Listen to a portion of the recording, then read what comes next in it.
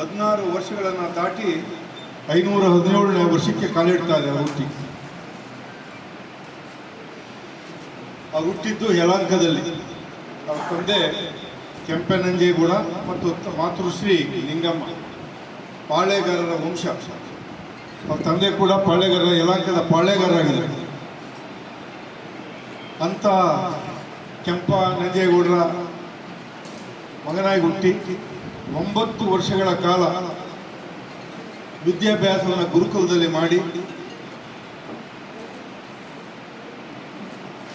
ರಣರಂಗದ ಸಂಬಂಧಪಟ್ಟಂತೆ ವಿದ್ಯೆಗಳನ್ನು ಕಲಿತು, ಆಡಳಿತಕ್ಕೆ ಸಂಬಂಧಪಟ್ಟಂಥ ವಿದ್ಯೆಗಳನ್ನು ಕಲಿತು ಸತತ 9 ವರ್ಷಗಳ ಕಾಲ ಆದ ನಂತರ ಅವರು ರಾಜ್ಯಭಾರಕ್ಕೆ ಬರ್ತಾರೆ.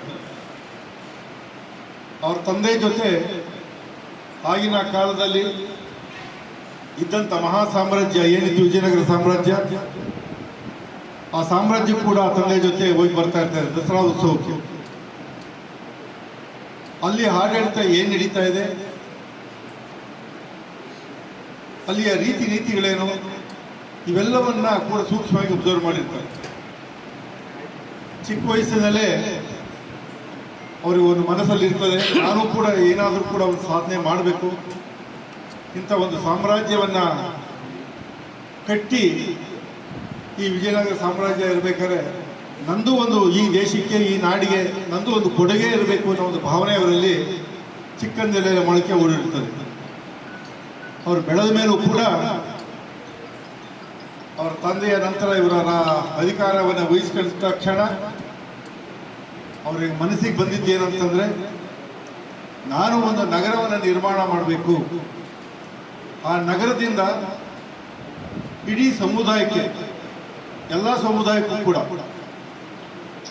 ಒಳ್ಳೆಯ ಒಂದು ಆರ್ಥಿಕ ಅಭಿವೃದ್ಧಿ ಆಗಬೇಕು, ಎಲ್ಲರೂ ಕೂಡ ಒಂದು ಜೀವನೋಪಾಯ ಆಗಬೇಕು, ಎಲ್ಲ ಕಸುಬು ಮಾಡೋರಿಗೂ ಕೂಡ ಅವರಿಗೆಲ್ಲ ಬಂದು ವ್ಯಾಪಾರ ಉದ್ದಿಮೆಯನ್ನು ಇಲ್ಲಿ ಈ ನಗರದಲ್ಲಿ, ಹೊಸ ನಗರದಲ್ಲಿ ನಡೆಸಬೇಕು.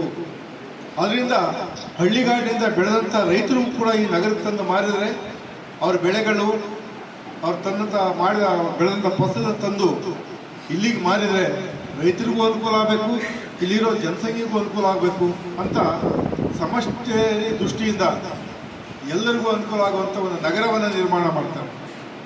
ಆ ನಗರದಲ್ಲಿ ನಿಮಗೆಲ್ಲ ಗೊತ್ತೇ ಇದೆ, ಇವತ್ತಿಗೂ ಕೂಡ ಕೆಲವು ಪೇಟೆಗಳು ಅಸ್ತಿತ್ವದಲ್ಲಿದೆ. ತಿಂಗಳ ಪೇಟೆ ಅಂತಾರೆ, ಉಪ್ಪಾರ ಪೇಟೆ ಅಂತಾರೆ, ಬಳೆ ಮಾರುವಂಥ ಬಲ್ದಿಗಿರಿ ಸಂಬಂಧಪಟ್ಟಂಥ ಬಳೆಪೇಟೆ ಅಂತಾರೆ, ಕುರುಬರ ಪೇಟೆ ಅಂತಾರೆ. ಹೀಗೆ ಪ್ರತಿಯೊಂದು ಸಮುದಾಯಕ್ಕೂ ಕೂಡ ಉಪ್ಪಾರ ಪೇಟೆ, ಪ್ರತಿಯೊಂದು ಸಮುದಾಯಕ್ಕೂ ಕೂಡ ಅವರು ವ್ಯಾಪಾರ ಉದ್ಯಮವನ್ನು ನಡೆಸೋಕ್ಕೆ ಸಪ್ರೇಟ್ ಆದಂಥ ರಸ್ತೆಗಳನ್ನು ನಿರ್ಮಾಣ ಮಾಡಿ ಅವರಿಗೆ ಕಾಲೋನಿಗಳನ್ನೇ ಮಾಡಿಕೊಟ್ಟಿರ್ತಾರೆ.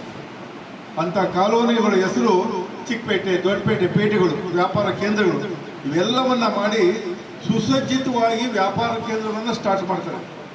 ಇವತ್ತು ಬೆಂಗಳೂರಿನಲ್ಲಿ ಪ್ರಪಂಚದಲ್ಲೇ ಬಹಳ ಆರ್ಥಿಕವಾಗಿ ಮುಂದುವರೆದಿರತಕ್ಕಂಥ ವ್ಯಾಪಾರ ವಹಿವಾಟು ಫ್ಯಾಕ್ಟ್ರಿಗಳು ಇಂಥವೆಲ್ಲ ಇಷ್ಟು ದೊಡ್ಡ ಮಟ್ಟದಲ್ಲಿ ಬರಬೇಕಾದ್ರೆ ಅವ್ರು ಹಾಕಿದ ಫೌಂಡೇಶನ್ ಹಾಕಿದ್ದೇನು, ವ್ಯಾಪಾರ ಕೇಂದ್ರ ಅಂತಲೇ ಸ್ಟಾರ್ಟ್ ಮಾಡಿದೆ ಬೆಂಗಳೂರಿನ.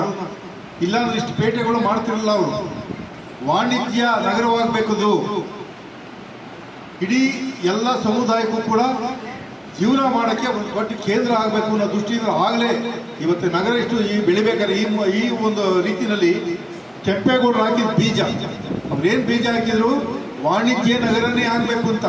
ಅದಕ್ಕೆ ಉದಾಹರಣೆ ಏನು, ಎಲ್ಲ ಪೇಟೆಗಳು. ಬೇರೆ ಆದರೆ ಒಂದು ಊರು ಬಿಟ್ಬಿಡೋರು. ಇವ್ರು ಮಾಡಿದ್ದೇ ಉದ್ದೇಶನೇ ಪೇಟೆ ಮಾಡಬೇಕು, ಕಮರ್ಷಿಯಲ್ ಒಂದು ನಗರ ಆಗಬೇಕು ಅನ್ನೋ ದೃಷ್ಟಿಗೋಸ್ಕರನೇ ಅವರು ಈ ಬೆಂಗಳೂರು ಕಟ್ಟಿದ್ರು. ಅವ್ರೇನು ಅವತ್ತ ಉದ್ದೇಶ ಇಟ್ಕೊಂಡು ಕಟ್ಟಿದ್ರು, ವಾಣಿಜ್ಯ ನಗರಿ ಆಗಬೇಕು ಅಂತ. ಇವತ್ತು ಪ್ರಪಂಚದಲ್ಲಿ ಎಲ್ಲೋದ್ರೂ ಕೂಡ ಬೆಂಗಳೂರಿನ ಹೆಸರು ಹೇಳುವಂಥ ಒಂದು ದೊಡ್ಡ ವಾಣಿಜ್ಯ ಕೇಂದ್ರ ಆಗಿದೆ. ಬೆಂಗಳೂರನ್ನ ಕೇಳಿದಿರೋ ಪ್ರಪಂಚದಲ್ಲಿ ಎಲ್ಲೇ ಹೋಗಿ, ಯಾವುದೇ ಅಮೇರಿಕ ಹೋಗಲಿ, ಯಾವುದೇ ಅಮೇರಿಕಾದಲ್ಲಿ ಯಾವ ಸ್ಟೇಟ್ಗಾರ ಹೋಗಲಿ, ಪ್ರಪಂಚದ ಯಾವುದೇ ದೇಶಕ್ಕೆ ಹೋಗಲಿ, ಭಾರತ ದೇಶದಲ್ಲಿ ಯಾವ ನಗರಗಳಿಗೆ ಹೆಸರು ಗೊತ್ತಿದ್ದರೂ ಕೂಡ ಬೆಂಗಳೂರು ಅಂತಂದರೆ ಇಡೀ ಪ್ರಪಂಚಕ್ಕೆ ಗೊತ್ತು. ಅಂಥ ಮಹಾನಗರ ಇವತ್ತು ಅವರ ಶ್ರಮದ ಫಲವಾಗಿ ನಿರ್ಮಾಣ ಆಗಿದೆ. ಅಷ್ಟೇ ಅಲ್ಲ, ಇವತ್ತು ನಮ್ಮ ಕರ್ನಾಟಕದಲ್ಲಿ ಬರುವ ಆದಾಯ GST ಇರ್ಬೋದು, ಇನ್ಕಮ್ ಟ್ಯಾಕ್ಸ್ ಇರ್ಬೋದು, ತೆರಿಗೆಗಳಿರ್ಬೋದು. ಇವತ್ತು ಬರ್ತಾ ಇರೋದ್ರಲ್ಲಿ ಕರ್ನಾಟಕದಲ್ಲಿ ಎಲ್ಲ ಬರೀ 30% ಬಂದರೆ ಬೆಂಗಳೂರಿಂದಲೇ 70% ಬರ್ತಾರೆ. ಆ 70% ಹಣದಿಂದ ಎಲ್ಲೆಲ್ಲಿ ವೀಕ್ ಆಗಿದೆ ಜಿಲ್ಲೆಗಳು, ಆ ಜಿಲ್ಲೆಗಳಿಗೆಲ್ಲ ಇಲ್ಲಿಂದ ಹಣ ಹೋಗ್ತದೆ. ಇಡೀ ಕರ್ನಾಟಕದ ಎಲ್ಲ ಜಿಲ್ಲೆಗಳಿಗೂ ಕೂಡ ಎಲ್ಲ ಗ್ಯಾರಂಟಿ, ಇವತ್ತೇನು ಗ್ಯಾರಂಟಿ ಕೊಡ್ತಾವ್ರೆ ಇಷ್ಟು, ಈ ಗ್ಯಾರಂಟಿ ನಡಿಬೇಕಾದ್ರೆ ಬೆಂಗಳೂರಿನಿಂದ ಬರ್ತಕ್ಕಂಥ ಆದಾಯನೇ ಮೂಲ 70% ಆದಾಯ ಬರ್ತದೆ. ಅಲ್ಲದೆ ಇಷ್ಟು ಗ್ಯಾರಂಟಿಗಳು ಕೊಡೋಕ್ಕಾಗ್ತಿರಲಿಲ್ಲ. ಇದಕ್ಕೆಲ್ಲ ಕಾರಣ ಏನು? ಕೆಂಪೇಗೌಡರು ಕಟ್ಟಿದಂಥ ನಗರ. ಯಾವುದೇ ಒಬ್ಬ